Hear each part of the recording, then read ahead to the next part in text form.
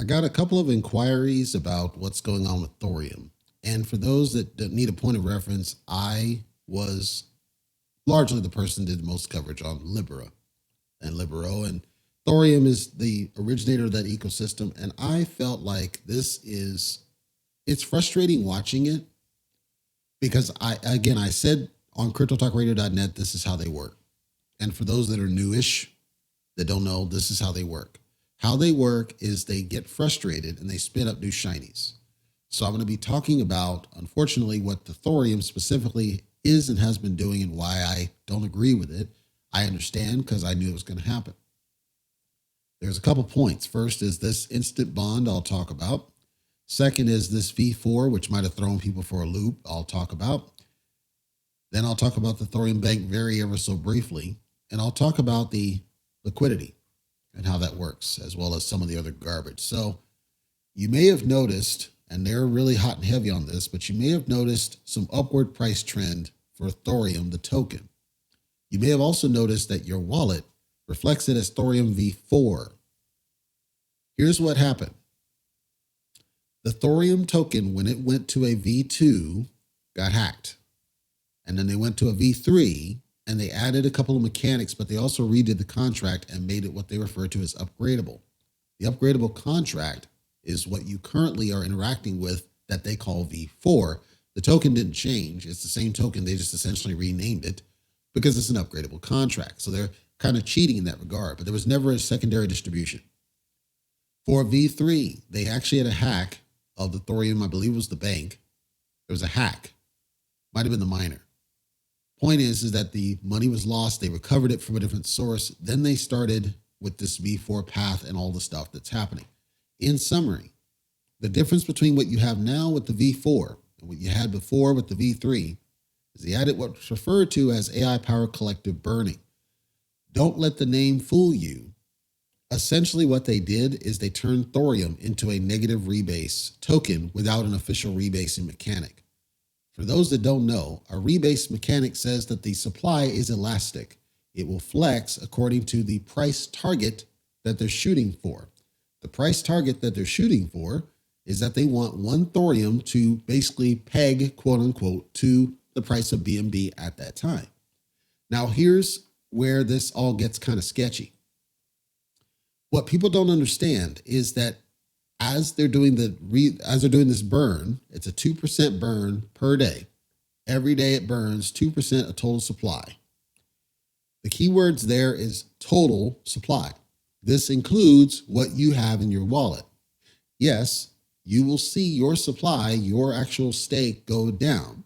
Your position, the amount of money, will not go down other than the whims of price movement.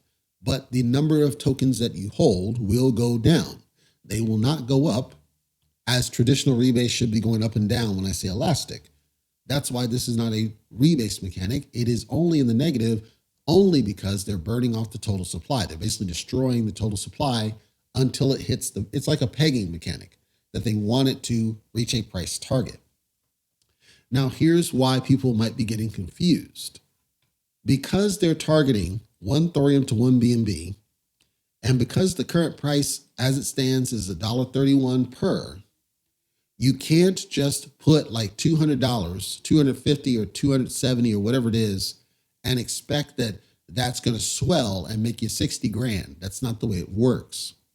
In order to properly calculate for a profit potential, you need to assume if you decide to buy, assume that this is already true. Follow me here. If you buy, let's say 200 right now, in your wallet, you will see that number go down slowly. It'll drop by 5 or 10 or something. That's a 2% burn, taking from your wallet. Your amount doesn't change. So let's assume that you invested $300 right now into this token. At the current price, you're going to get roughly about 280 thorium. But if the target, in order to get one to be 1 BNB, you can't have 280 thorium because that wouldn't make any sense to the price target. That means they're going to have to burn it off, and you'll end up with roughly about 0.84 or whatever Thorium, by the time this finishes, 302 days, 15 hours, 6 minutes. So this is where people are getting confused. You can't just put $200 and expect to be 60 grand deep. That's not the way it's going to work. You have to calculate assuming this is already true. Let's assume you want to make $3,000 just for simple round numbers. So you want by the time this is done, you want $3,000. In order to get $3,000 worth of profit, here's the flaw of it. You'd have to do the calculation using this current ratio, purchase enough thorium that you have basically 10x above that now. So let's, again, use rounded numbers. So if let's assume that the price is different and you could get $3,000 worth for the thorium at current rates or a little bit lower rates. So you do 3 grand right now at that price target. If you did 3 grand at the current price target, 3 grand in tokens, I'm talking 3 grand of tokens at the current price targets that you got. So you got a little bit over 3 grand of tokens. They're going to burn down. You'll still have 3 grand by the time you're done. You will have roughly 10 thorium by the time it's all said and done. That's still not a 3,000 profit, right? That's because you'd have to go way above and beyond it. You'd have to go way above and beyond, and essentially you'd have to put in the money that you want now in there now and then take for profits. In other words, as the price of or the supply goes down en route to its peg, which assumes that this is going up, you'd have to basically take profits on the way down in chunks. If it sounds like that's no different, really, than the miners, that's exactly my point. It's essentially the same thing. It's a bit of okie doke. It just happens that you don't have the lock-in. So that's one positive, is that if you buy thorium, you're not locked in. You can sell it whenever you want. So you can sell for profit at those chunks. You're not locked into a thing. It's not in their hands other than the fact that you bought in. They could crash and burn, but thorium itself has been around for a while. So really the only true difference between this and a miner concept is that you can sell this. You can't sell the miner, but they're assuming you're just going to take for profit over time. But in order to hit that target I described, you'd have to go well above and beyond in your initial investment. This is built for whales, as is every other solution that they built. They're all built for whales. They're all built to assume you're tossing at least 10 grand at these things so that you can get enough profit out of them to make it worth your while. So to hit a 3,000 target, my estimate based on the numbers we got right now and the shifts of BNB, you'd have to put at least $20,000 and be studious about taking profits based on the movement of BNB. The flaw is that BNB is scheduled to go back down to roughly about the $200, maybe $180 mark in the short term, shoot back up in the latter part of the year. So there may be points where you're not able to get any profits. The burn is supposed to shift this price, assuming BNB shoots down, that this should start shooting up to try to give you a profit potential. That may happen. You can't guarantee it. It's a heavy gamble. That's why I say it's no different than the miner, other than you have full instant access to the money. You can always sell it when you want. There's still the sell tax of 20%. I'll get to that in a second. So when you sell, you're nil for 20%, and you'd have to put enough in up front. Now, based on this price, you'd have to basically whale into the damn thing and then take profits out in order to get the profits that they're scheduling you. Summary. Don't assume that you can just buy 200 now and you're going to be a 60 grand deep. That's not the way it works, because your supply in your wallet is going to be burned off because it's total supply. That's how Thorium V4 works, which then brings you to the instant bond. Anybody who listened to my show at cryptotalkradio.net on a repeated basis, I said they should not have gotten rid of the bonding for Libero because I felt like the bonding was the best way to generate liquidity. Even their own words said that bonds are the best solution from a health perspective. Well, they didn't listen to Leicester. That's cool. Even though I repeatedly said it. And then all of a sudden we see Thorium Instant Bond come out of nowhere. So with the Thorium Instant Bond, don't let the word bond throw you. All they did was essentially a pre-sale that's not a pre-sale. So you go in, you purchase a bond using whichever one of these currencies that you may have available. When you purchase the bond, they call out a couple things: discount, bonding rewards, and maturing time. Let's be clear here. Discount is not really a discount. Discount simply means today on Thorium, there is a 10% buy tax.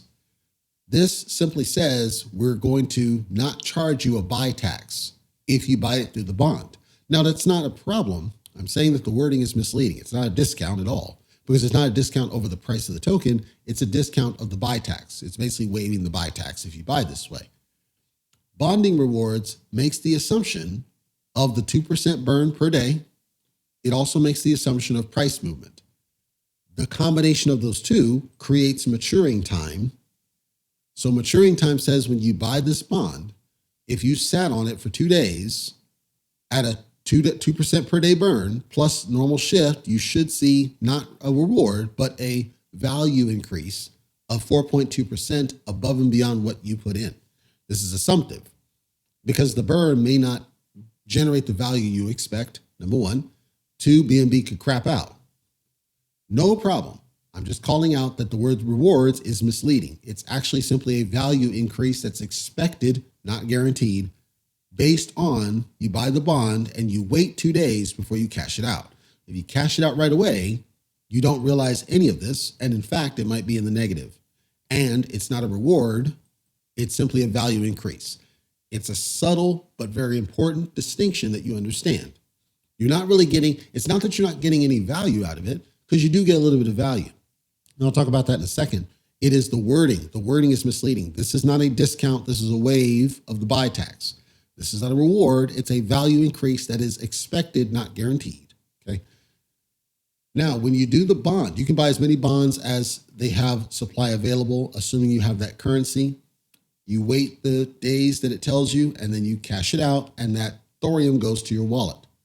At that point, you are subject to those burns. You're going to see your supply dwindle according to what I said before with the burn mechanic. You're going to see that number go down. It'll drop by 5, it'll drop by 10. This is because of the mechanic. It's not that they're stealing from you. It's none of that. They are purposely burning from the total supply, including yours. Important that you understand that, because some people may not get why they bought 3,000 and all of a sudden they wake up one day and it's down to 2,800. It's part of the burn that they're doing. They're literally destroying all supply to get to that price target. The last part I'll talk about with thorium. Ever since I last did any sort of coverage, they spun up, the Thorium Bank came out. They did a V2 on Libera Bank. The miners, of course, or whatever, all this, farming crap and all this, right? Way back, I said, this is the pattern of these developers. They spin up new shinies in response to other people doing something where they think they could just do it better, and then they abandon old projects. Thorium Bank and Libera Bank, to a lesser degree. If you look at what they provide on the Thorium Bank, you put money in, and then it gives you essentially staking rewards in all these different tokens, including some liquidity pool tokens. No problem with it. Some of them are not offered, like Polkadot and Cake. But here's the thing. They give away Libero, and they give away a lot of it. So there's still excessive printing Libero. So Libero has no value still, and they haven't fixed it. And then they print it and give it away. Well, what's that going to do? It's going to create sell pressure. People are going to sell it. You get a lot of it. If you put 1,000 in this thing, you're going to get like $5 to $6 a day worth of Libero. Doesn't sound like a lot, but when you think about the fact that it just creates sell pressure across the board, think about 3,000 people doing that. That's a lot of sell pressure because they don't see any value in Libero. But the other thing with this business, this breakout, this structure is essentially the same thing that they at least advertised on Multiverse Capital. Yet they chose not to fix that project and revitalize it by using the same strategy over there to put that back to where it was. Instead, they put it on Thorium. I got no problem with the strategy. I'm concerned that they left Multiverse behind. Also, if you notice, there's no hint of Epic Hero anywhere. Completely abandoned. As I said, they tend to abandon projects. It is what it is. I'm just making sure you know that. That's their pattern. They abandon old projects and they spin up a new shiny. Just so happened that with Libera Bank, they at least allowed you to transfer from old to new. but you're getting hit with charges and fees, unfortunately. So you're losing out. I don't know if it's worth it. And the Libero Bank is worth nothing. Ironically, F Libero, nowhere listed anywhere on the site or referenced or even mentioned as if they own it, but yet F Libero is twice as valuable as Libero. So the one they abandoned, the one they left alone, the one they didn't almost cussed, screw up, is actually more valuable than the one they did work on, which is Libero. What does that tell you? It tells you that they don't know what they're doing. Their strategy is jacked up. They have good ideas. They don't know how to implement them right. That's what you're seeing. That's the net effect of this business. Then when I saw all this crap, and at that point, I knew I was right. They're just going to spin up new shinies. That's just the way they work, and they're not going to change. So if you want to get in, I'm not telling you not to. I want to make sure that you understand this is their pattern. They're not trying to rip you off, but they don't know what they're doing. So if you get in, it is the largest gamble you can think of. You are gambling at that point because you can't assure that they're not going to spin up another shiny and make your money worthless when it's locked in something else. Now, with the regular thorium trading and the bonding, you're going to lose money, and they at least told you, we're burning supply and we're burning some of yours. So at least they told you they're going to burn it, but you can always sell out whenever you choose. Just be aware, you're going to get nailed with a 20% sell tax. If you go to dashboard, you'll see there's a 20% sell tax on that. And they pulled Dex Screener, and Dex Screener has nothing. Buy tax at 10%, sell tax at 20%. So just be aware it's a gamble if you choose to get in it. I'm not telling you not to. I'm telling you it's a high level risk gamble situation if you choose to get in it. When you see total burned, while that's somewhat true, it's somewhat misleading because this is not the total supply. The total supply is actually about 100 million. So there's a bunch of supply not yet minted. And the minting is what drives their ability to do bonding. Hopefully that's helpful to people. Again, not telling you what to do with your money. I'm telling you, don't be tempted off the FOMO because there's a lot more underneath this that you should understand. I would tell you to ask the devs, but I know they don't talk to people, and I know they're telescam. I don't go there, but I know it's crap. But hopefully this at least enlightens you as to what they're doing with this, and you don't fall into the trap assuming that a little bit of money is going to make you a multimillionaire, because it's not. You still have to whale in it, and it's basically the same thing as what you'd have with the miner, with the only exception being that you can sell whenever you want. That's the only difference. And maybe that's all you want, and maybe you're cool with it. I just want to make sure that you understand that's what's happening.